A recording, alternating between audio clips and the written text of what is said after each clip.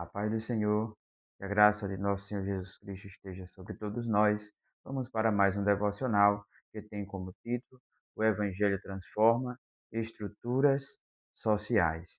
O texto que nós vamos tomar por base hoje é Atos 19, 23 a 26, que diz: E naquele mesmo tempo, havendo um não pequeno alvoroço acerca do caminho, porque um certo ourives da prata, por nome Demétrio, que fazia de prata nichos de Diana, dava não pouco lucro aos artífices, aos quais, havendo-os ajuntado com os oficiais de obras semelhantes, disse: Varões, vós bem sabeis que deste ofício temos a nossa prosperidade e sabe e bem verdes e ouvirdes que não só em Efésios, mas em até quase em toda a Ásia.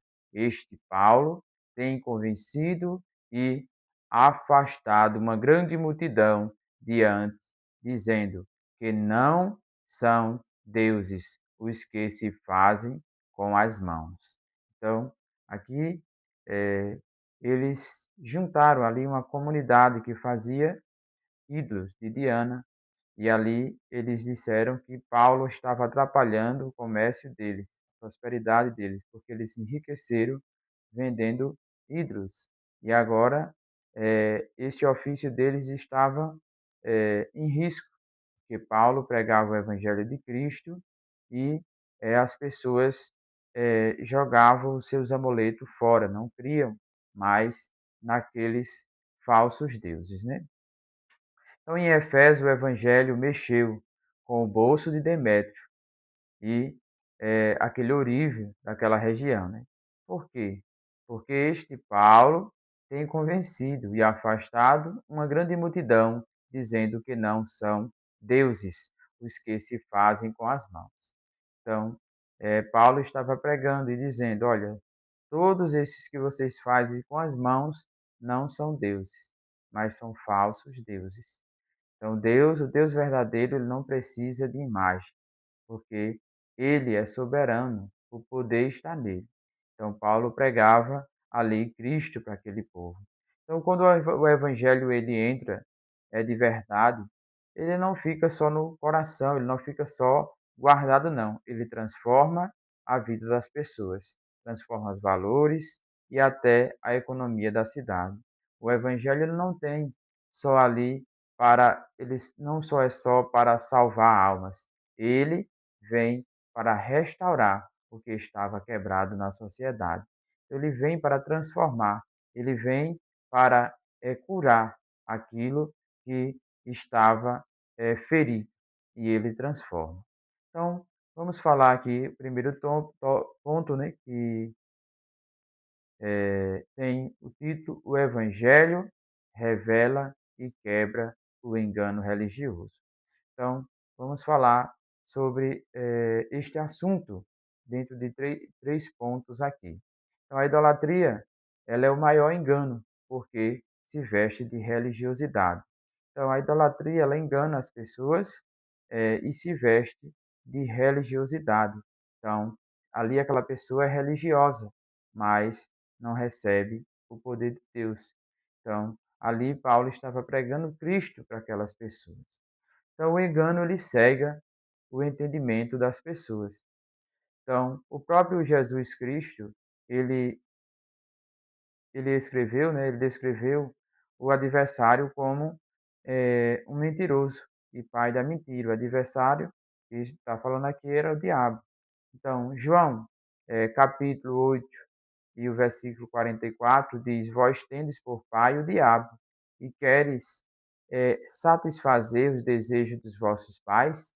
Ele foi homicida desde o princípio, e não se firmou na verdade, porque não há verdade nele. Quando ele profere mentira, fala do que é próprio, porque é mentiroso e pai da mentira. Então ali ele estava dizendo: olha, vocês vivem, o Deus de vocês é o diabo. Jesus estava dizendo para aqueles homens religiosos daquela época. Também em 2 aos Coríntios 4:4, diz: "O Deus deste século cegou o entendimento dos incrédulos, para que não lhes resplandeça a luz do Evangelho." Então, ele diz que o Deus desse século, o Deus deste mundo, cegou o entendimento daquelas pessoas que não querem ouvir falar do Senhor, que não querem a Cristo, não querem ter uma transformação na sua vida. Então ele cegou essas pessoas. E elas têm um véu diante do seu rosto que não conseguem enxergar a verdade de Deus. E esse véu, ele só pode ser quebrado através do Espírito Santo. Em Efésio, o povo achava que estava adorando a deusa Diana, né?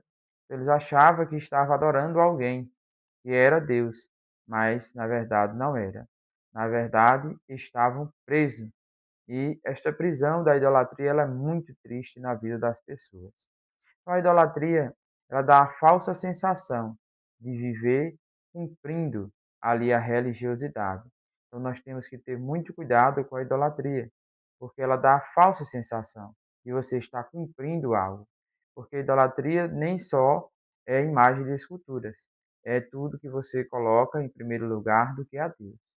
Então, a idolatria tem sido uma das expressões mais comuns deste engano, pois oferece ao ser humano a falsa sensação de estar cumprindo o seu dever religioso, de estar tendo uma vida religiosa, de estar ali dentro eh, do que se chama religião e achar que está servindo a Deus, mas não está.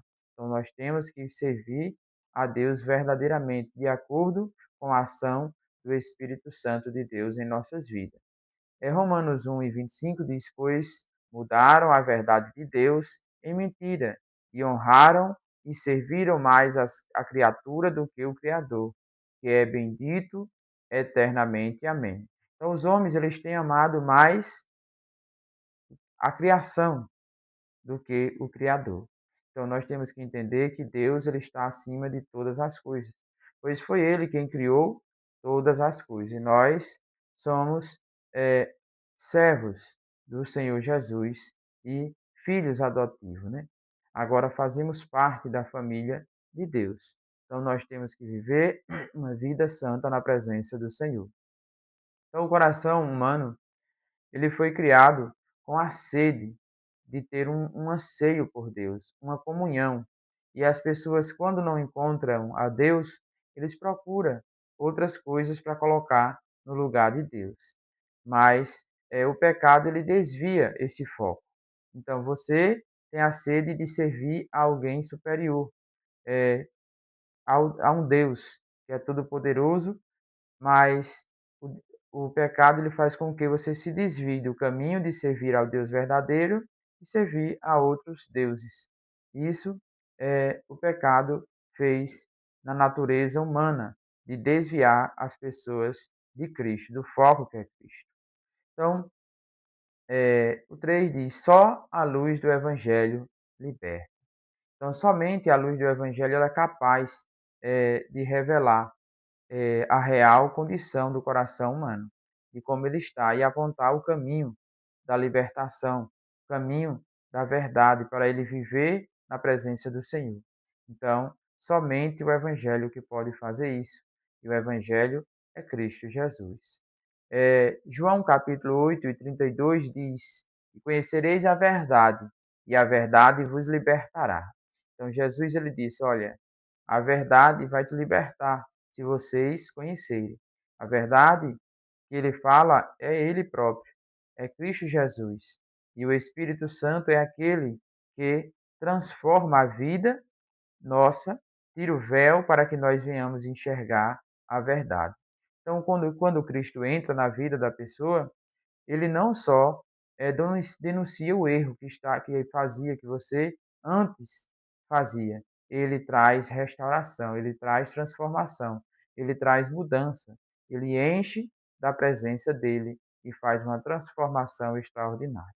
Vamos para o segundo ponto que diz: o evangelho transforma vidas e estruturas sociais. Então, o evangelho ele é pessoal, mas nunca individualista. Ele muda a sociedade. O evangelho ele é pessoal, mas ele não é individualista. Não é só para você e você não querer passar para os outros. É algo da sociedade, da comunidade que você tem que estar falando de Cristo para os outros, falando do evangelho para as outras pessoas. Primeiro, o evangelho ele transforma indivíduos profundamente.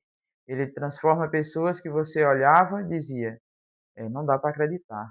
E esse era fulano. Então, o Senhor, ele faz isso na vida das pessoas. Então, receber o evangelho exige fé e coragem, pois a sua verdade produz mudança profunda, produz transformação, como em 2 aos Coríntios 17, 5:17 diz: se alguém está em Cristo, nova criatura é. Então, eis que as coisas velhas já passaram, e eis que tudo se fez novo, né? Então, se alguém está em Cristo, ele é uma nova criatura. Ele nasceu de novo e agora ele faz parte de um novo povo, servindo e adorando o nome do Senhor. Em Efésio, eles queimaram ali livros de magias que tinham o valor de 50.000 moedas de prata. Então, fruto do trabalho deles, mas que eles viram que não servia de nada, porque eles agora serviam ao Deus verdadeiro. E quando você serve ao Deus verdadeiro, o que está no centro é Ele, não é mais as coisas. Então houve ali um arrependimento extraordinário, algo maravilhoso da parte de Deus. E aquele povo aceitaram ali o Evangelho. Segundo o que nós vamos falar, o Evangelho alcança comunidades e altera valores, transforma vidas. Em muitos momentos na história, essa transformação ela alcançou não apenas indivíduos, mas alcançou também comunidades inteiras, cidades inteiras. Então, alterando os costumes, os valores e até as estruturas sociais. Ali, aquelas pessoas passaram a ter uma vida de bondade na presença do Senhor, de amor pelo próximo, de amar uns aos outros. Então, assim aconteceu lá em Efésio e continua também acontecendo ainda hoje. Muitas vezes tem pessoas que não enxergam, mas continua acontecendo no dia de hoje. Jesus, lá em Mateus 5, verso 13 ao 14, ele fala que aqueles que estão em Cristo, eles são o quê? A luz, o sal da terra. Então, ele diz, olha, vós sois o sal da terra. Então, vós é aquilo que faz com que eu ainda não destruísse a terra, porque vós é o sal. Porque o sal ele conserva. O sal ele dá o sabor, dá aquilo que a gente se alimenta e se agrada. Mas ele disse, ó, vocês também são luz do mundo. Então, esses versículos falam disso que Cristo faz na vida do homem, a transformação de ser sal, de onde chegar, apaziguar, de onde chegar, aconselhar, de onde chegar, amar. Então, nós temos que ser assim, servos do Senhor Jesus. E ele diz: vocês também são luz do mundo. Luz do mundo quer dizer que onde está escuro, a luz chega, ilumina, e ali é transformado aquele lugar. Então a igreja ela é sal e ela é luz. E onde ela entrar, o ambiente muda, o ambiente é transformado. Então a igreja ela é sal e é luz neste mundo. E onde ela entra, o ambiente é mudado, é transformado e ali tem uma nova forma de viver aquelas pessoas. Terceiro, o poder do evangelho, ele não mudou, ele continua sendo o mesmo. O evangelho ele permanece da mesma forma. A gente vê o seu poder, a transformação que ele tem feito na vida de algumas pessoas. Ele continua capaz de transformar vidas, de restaurar famílias e de renovar sociedades inteiras. Esse evangelho ele ainda continua tendo o mesmo poder. Aí você diz: "Ah, mas não é como antigamente". Não, não é. Porque hoje, tem muitos que não têm capacidade, de suportar você estender a mão sobre alguém, colocar a mão e alguém ser curado. Eh Estender a mão e alguém receber os dons espirituais. Por quê? Porque pode ser que ele se exalte, pode ser que ele queira, eh, receber a fama, mas nós temos que entender que aqueles homens de Deus faziam, mas eles diziam que a glória era para Deus. Da mesma forma tem que ser hoje, a glória é para Deus. Então, quando, nós vivemos numa comunidade cheia do Espírito Santo, essas coisas vai acontecer. Essas coisas, eh, vão, ser algo, eh, que seja comum acontecer, porque o Senhor, o Espírito Santo, age no meio da igreja, age no meio dos servos do Senhor. Romanos 1, 16, a parte A, diz que o evangelho ele é o poder de Deus para a salvação. Ele é aquele poder que transforma. Então, mesmo, que pareça trazer, desafios, nós temos que entender que o evangelho ele veio para restaurar o que estava quebrado e alinhar o que estava desconjuntado. Então, aquilo que estava atrapalhando, agora transforma numa vida transformada. Para concluirmos, a gente vê que Demétrio ficou bravo porque o evangelho estava tirando ali o lucro, porque aquela idolatria as pessoas estavam abandonando, mas Deus estava restaurando a cidade. Confie no poder do Evangelho, porque ele, no tempo certo, ele vai fazer o extraordinário. Então vocês têm que entender que vai chegar um momento que vai colher os frutos dessa boa obra, tá? E glorificar o nome do Senhor por sua graça infinita, pelo seu amor, pelas suas maravilhas que ele tem trazido sobre nós. Então, o Evangelho, ele quer que você pregue, fale das coisas de Deus e não venha fracassar, mas que venha falar do amor de Cristo. Ele é capaz de transformar a sua casa, o seu trabalho, a sua rua, a sua cidade. Deixe Cristo mexer com a sua estrutura, com a nossa estrutura, transformando as nossas vidas em uma nova criatura, em uma nova forma de viver, em uma sociedade diferente, em uma sociedade melhor, em uma sociedade que o amor esteja presente. E que o Senhor, ele nos dê da sua graça, da sua misericórdia e do seu amor. E que cada dia nós venhamos permanecer na presença do Senhor. Amém.